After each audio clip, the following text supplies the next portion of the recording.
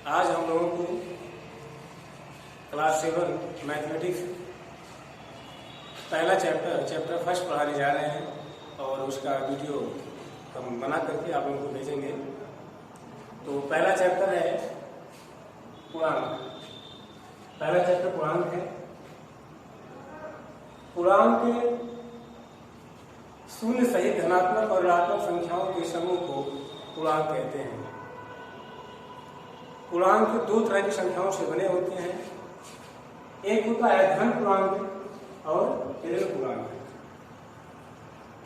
धन पूर्णांक जैसे 1, 2, 3, 4 ये सब क्या है? ये सब धन पूर्णांक है। और ऋण 1, ऋण 2, ऋण 3, ऋण 4 ये सब क्या है? ऋण पूर्णांक है। पूर्णांक दो तरह का होता है, धन पूर्णांक और ऋण पूर्णांक। धन पूर्णांक होते हैं 1, 2, 3, 4। ऋण पूर्णांक होता है ऋण 1, ऋण 2, ऋण 3, ऋण 4। अब इन संख्याओं को, इन पूर्णांकों को संख्या रेखा पर कैसे प्रदर्शित करेंगे इसके बारे में पहले हम आप लोगों को बता देंगे और उसके बाद फिर हम चैप्टर शुरू करेंगे। अब देखिए, इसके लिए पहले एक रेखा खींचेंगे।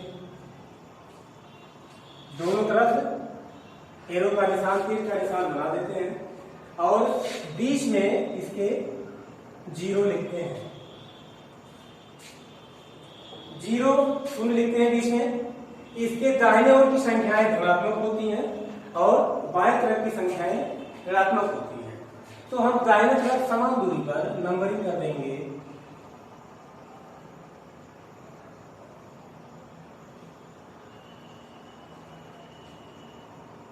हालांकि इसके लिए किसी ग्राफ की जरूरत नहीं होती है, केवल आप कॉपी में ही ऐसा कर सकते हैं। तो 1, 2, 3, 4, 5, 6, 7, 8, 9, 10। अब इसी तरीके से हम बाएं तरफ संख्या लिखेंगे तो ऋणात्मक होंगी। अब इसमें हालांकि हम धन चिन्ह नहीं लिखे हैं, लेकिन धन नहीं लिखा है, वो धन छिपा होता है। और अगर ऋणात्मक संख्या लिखेंगे तो उसमें चिन्ह को लिखना पड़ेगा। ऋण 1, ऋण 2, ऋण 3, ऋण 4, ऋण 5, ऋण 6, ऋण 7, ऋण 8। इसको थोड़ा और बढ़ा दीजिए, छोटा पड़ गया था।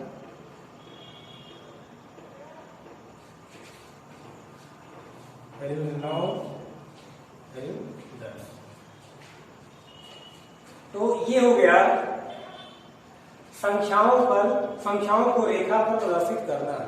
इसे कहते हैं संख्या रेखा। अब संख्याओं को रेखा पर इस तरीके से प्रदर्शित किया जा सकता है। अब इसके बाद हम आपको योग प्रतिलोम के बारे में बता देंगे। इसके बाद तब हम चैप्टर शुरू करेंगे। अब योग प्रतिलोम, जैसे किसी भी संख्या का जो योग प्रतिलोम होता है वो क्या होता है? जैसे 5 का योग प्रतिलोम,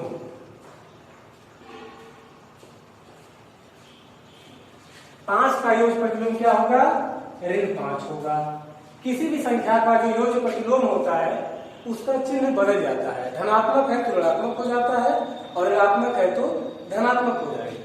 जैसे 5 का योग प्रतिलोम ऋण 5 होगा और ऋण 5 का योग प्रतिलोम धन 5 हो जाएगा, या ऋण 4 का योग प्रतिलोम 4 हो जाएगा। तो किसी भी संख्या का योग प्रतिलोम उसका चिन्ह बदल देते हैं तो वो योग प्रतिलोम हो जाता है। धनात्मक है तो ऋणात्मक हो जाएगा और ऋणात्मक है तो धनात्मक हो जाएगा। अब इसके बाद हम आपको चैप्टर शुरू करने जा रहे हैं।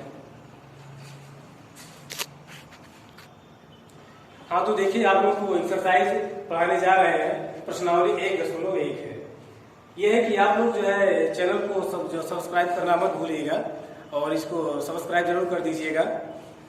और इसमें पहला क्वेश्चन यह है, किसी विशिष्ट दिन विभिन्न स्थानों के तापमानों को डिग्री सेल्सियस में निम्नलिखित संख्या रेखा द्वारा दर्शाया गया है। संख्या रेखा में यह दर्शाया गया है और इसमें कुछ प्रश्न पूछा गया है, उस प्रश्न का उत्तर हम लोगों को देना है। तो सबसे पहले हम जो संख्या रेखा इसमें बनाया गया है इसको बना देते हैं। इसके बाद जो प्रश्न पूछा गया है उस प्रश्न को फिर उत्तर दिया जाएगा। तो ठीक है, हम इसका पहले संख्या रेखा पर बना देते हैं।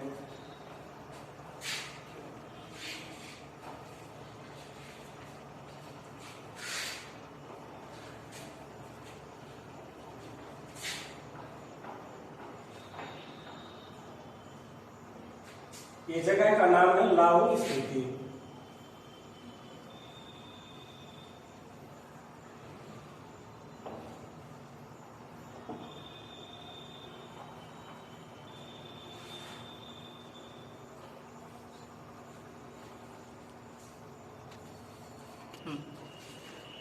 अब देखिए संख्या रेखा पर ये पूरा हम इसको दर्शा दिए हैं। लाहौल स्पीति, श्रीनगर, शिमला, ऊटी और बेंगलोर। अब ये संख्या रेखा पर ये किस स्थान का टेम्परेचर, तापमान क्या है, इसमें नीचे कुछ प्रश्न, बुक में नीचे कुछ प्रश्न पूछा गया है। इस प्रश्न के अनुसार हमें उत्तर देना है। जैसे इसमें पहला क्वेश्चन पूछा गया है, इस संख्या रेखा को देखिए और इस पर आगे 10 सालों के तापमान लिखिए। तो अब इसमें संख्या रेखा को देखकर इसमें जो स्थान है इनके अंतिम तापमान को लिखना है। जैसे यहाँ देखिए, यहाँ हम शुरू करते हैं लाहौल स्पीति। लाहौल स्पीति का तापमान क्या है? 0 यहाँ पर है, 0 के दाहिने तरफ धनात्मक होता है और बाएं तरफ ऋणात्मक होता है। अब लाहौल स्पीति देखिए, ये लिखा है -5, -6, -7। तो लाहौल स्पीति का क्या होगा? -7 डिग्री सेल्सियस, क्योंकि ये सारे तापमान जो दिए गए हैं डिग्री सेल्सियस में है। जो संख्या रेखा को प्रदर्शित किया गया है ये सभी तापमान डिग्री सेल्सियस में है। तो डिग्री सेल्सियस में है तो लाहौल स्पीति का तापमान क्या होगा? ये 5 लिखा है, 5 के बाद ये 6, 7। तो ये चूंकि निगेटिव है, ऋणात्मक है, तो लाहौल स्पीति का तापमान क्या होगा? -7। श्रीनगर का तापमान क्या होगा? अब यहाँ देखिए 1, 2, ये होगा -2। शिमला का तापमान क्या होगा? ये 5 के सीध में है, तो शिमला का तापमान -5 डिग्री सेल्सियस होगा। ये ऊटी है, ऊटी का तापमान क्या होगा? ये 10 है, 11, 12, 13, 14, इसका 14 डिग्री सेल्सियस होगा। बेंगलोर का तापमान क्या होगा? 20 के बाद 21, 22, 22 डिग्री सेल्सियस। तो ये वाले का जो पहला क्वेश्चन है इसमें सभी स्थानों का तापमान लिखना है। तो हम लिख देंगे लाहौल स्पीति,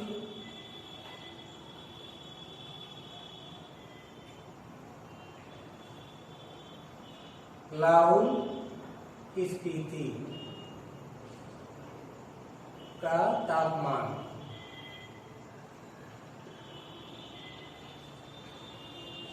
कितना है? -7 डिग्री सेल्सियस। -7 डिग्री सेल्सियस, इसको डिग्री और इसको सेल्सियस बोलते हैं। सी से सेल्सियस में होता है। फिर श्रीनगर, श्रीनगर का तापमान बराबर, श्रीनगर ये 0 है, -1, -2, तो हो जाएगा -2 डिग्री सेल्सियस। अब शिमला का तापमान, शिमला 5 के सीध में लिखा है, +5 है, तो ये हो जाएगा शिमला का तापमान बराबर -5 डिग्री सेल्सियस। अगर इसको धन नहीं भी लिखेंगे तो ही चल जाएगा, क्योंकि धन को लिखे या ना लिखे धन छिपा होता है। तो शिमला का तापमान -5 डिग्री सेल्सियस या 5 डिग्री सेल्सियस। ऊटी का तापमान क्या है? 14 डिग्री सेल्सियस, क्योंकि 15 के पहले है।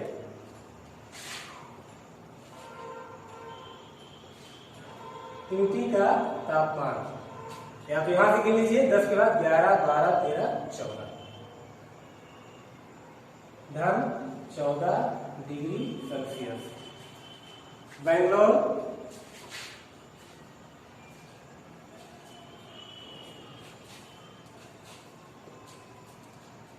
का तापमान 20 के बाद 21 22 धन 22 डिग्री सेल्सियस। ये हो गया पहला क्वेश्चन इसका ए वाला।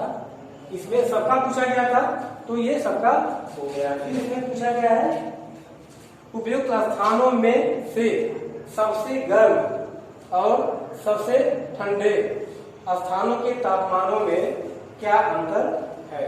अब इसमें हम देखेंगे सबसे गर्म स्थान कौन है, तो जिसका तापमान सबसे ज्यादा होगा वो सबसे गर्म होगा और जिसका तापमान सबसे कम होगा वो सबसे ठंडा होगा। तो सबसे गर्म कौन है। अब इसमें देखिए एक चीज और आपको देखना पड़ेगा, धन संख्याएं हमेशा बड़ी होती है ऋण संख्याओं से। ऋण संख्याएं आपको दिखने में जितनी बड़ी दिखती है उसका मान उतना ही कम होता है। जैसे मान लीजिए लिखा है ऋण 10 और ये लिखा है ऋण 15।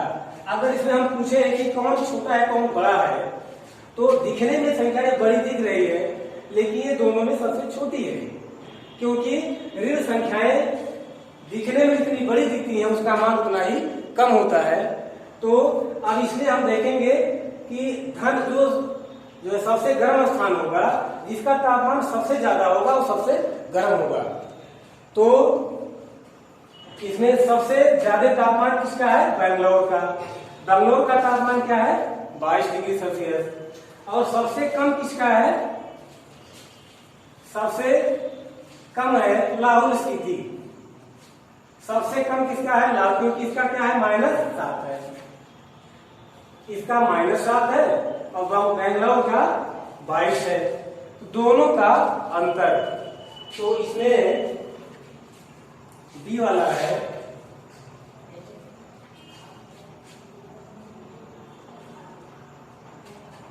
सबसे अधिक किसका है बेंगलोर का 22।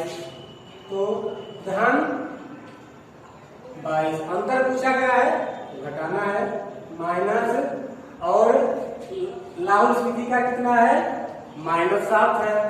तो अच्छी में सही लिखेंगे -7 बराबर ही हो जाएगा धन 22 और माइनस माइनस प्लस हो जाएगा 7 बराबर 7 2 9 29। तो दोनों का अंतर क्या हो गया 29 हो गया।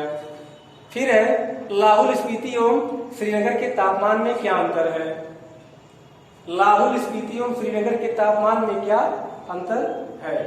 अब देखेंगे इसमें लाहौल स्पीति कहाँ है, लाहौल स्पीति ये है और श्रीनगर क्या है यहाँ पे है। तो दोनों में क्या अंतर है, सी लाहौल स्पीति और श्रीनगर। लाहौल स्पीति का है -7 और श्रीनगर का कितना है -2। तो -7 -2 बराबर ये हो जाएगा -7 + 2 बराबर -5 डिग्री सेल्सियस। ये भी रहेगा डिग्री सेल्सियस। ये सी हो गया। इसके बाद है डी।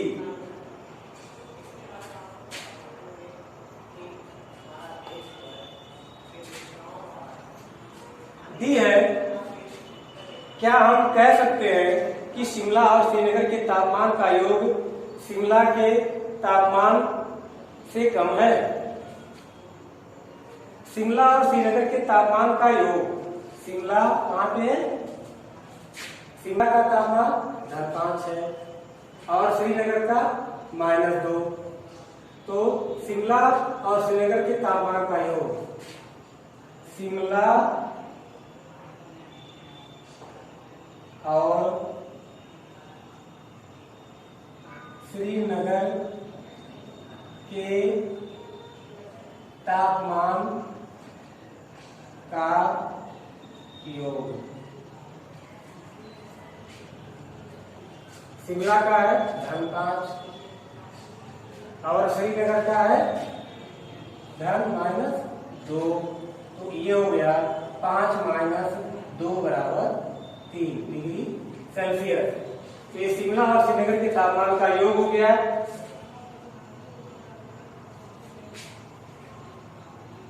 शिमला के तापमान से कम है, शिमला का तापमान क्या है, शिमला के तापमान से कम है, शिमला का तापमान 5 है।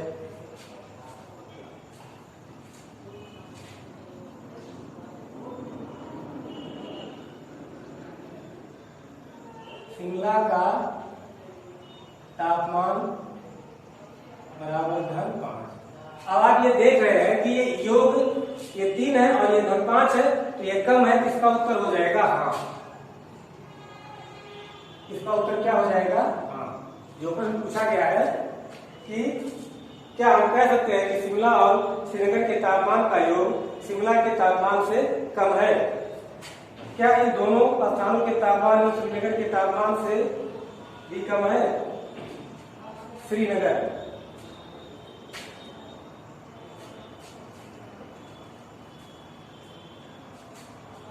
ये होगा नहीं, श्रीनगर से कम नहीं है। तो इसका दूसरा हो गया, क्या हम कह सकते हैं शिमला और श्रीनगर के तापमान का योग शिमला के तापमान से कम है? इसका उत्तर हो गया हाँ। और जो दूसरा प्रश्न पूछा गया है, क्या इन दोनों स्थानों के तापमान का योग श्रीनगर के तापमान से कम है? ये भी उत्तर हो जाएगा हाँ।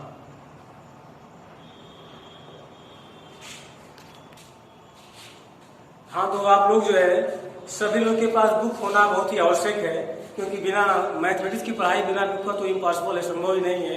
सभी लोग बुक अवश्य खरीद ले, जिसके पास अगर नहीं है वो आज ही कहीं भी से मार्केट से जहाँ भी दुकान में उपलब्ध हो बुक ले ले, क्योंकि आप लोग का क्लास शुरू हो गया है और आपका पर डे क्लास जो है चलेगा और वीडियो बना के भेजा जाएगा। आप लोगों को होमवर्क मिलेगा, होमवर्क भी आप लोग जो है वो व्हाट्सएप पर भेजते रहेंगे, उसको हम देखेंगे सभी लोगों का होमवर्क।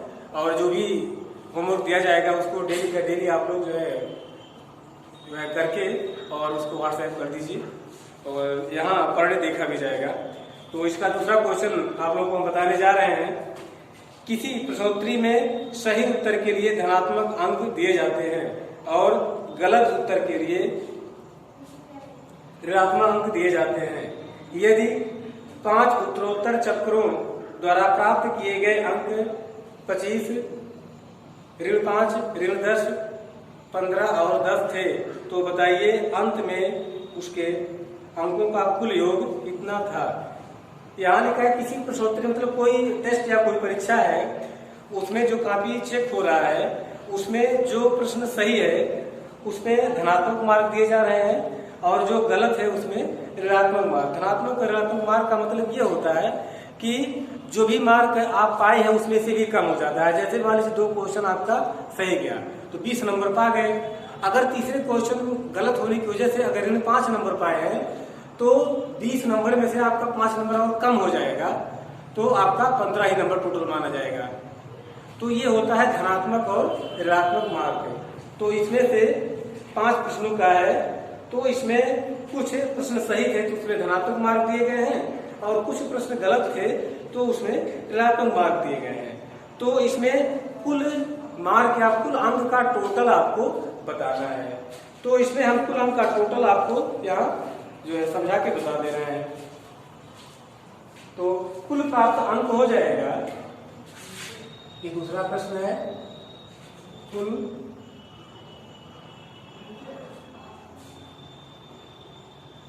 प्राप्त अंक बराबर, अब इसमें देखिए सभी अंकों का टोटल बताना है। तो कितने कितने अंक मिला है उसको पहले लिखेंगे 25, फिर दूसरे क्वेश्चन में -5 है तो धन ऋण 5 लिखेंगे। फिर अगले प्रश्न में -10 मार्क है, धन -10। अगले प्रश्न में 15 मार्क है,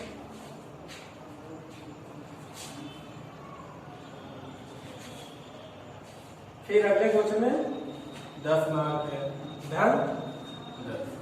तो जो ऋणात्मक मार्क है उसे पोस्ट में लिख देंगे और धनात्मक के लिए पोस्ट लगाना जरूरी नहीं है। तो अब इसका हम टोटल बताएंगे आप लोगों को। सबसे पहले क्या करेंगे, पोस्ट को हटाएंगे। सबसे पहले पोस्ट को हटाएंगे तो ये हो जाएगा बराबर 25। अब इस पोस्ट को हटाएंगे तो प्लस माइनस माइनस होगा 5। अब ये भी प्लस माइनस माइनस 10 हो गया, धन 15 धन 10। अब ये सुविधा के लिए जब भी इसको हम हल करते हैं तो सभी धनात्मक संख्याओं को एक साथ इकट्ठा लिख देते हैं और ऋणात्मक संख्याओं को इकट्ठा लिख देते हैं।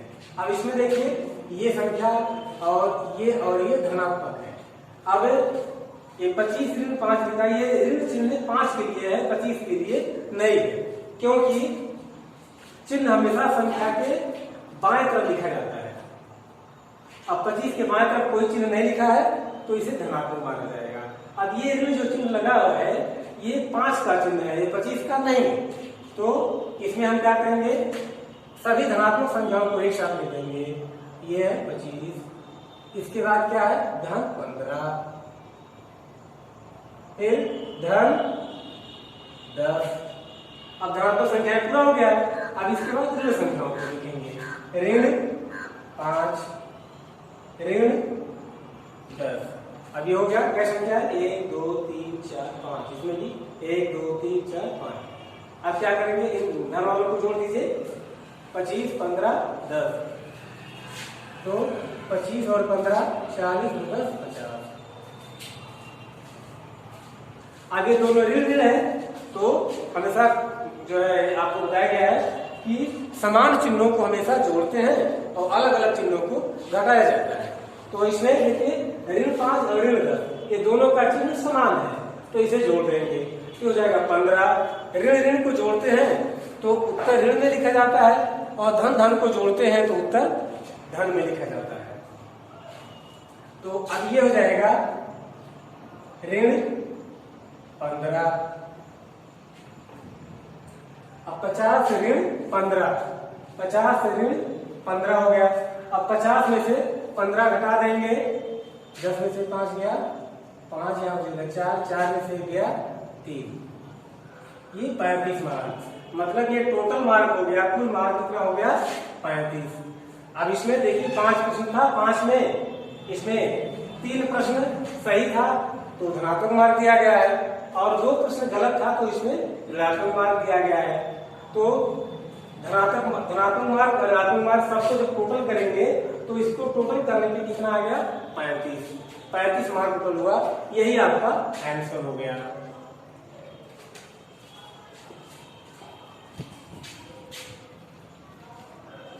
हेलो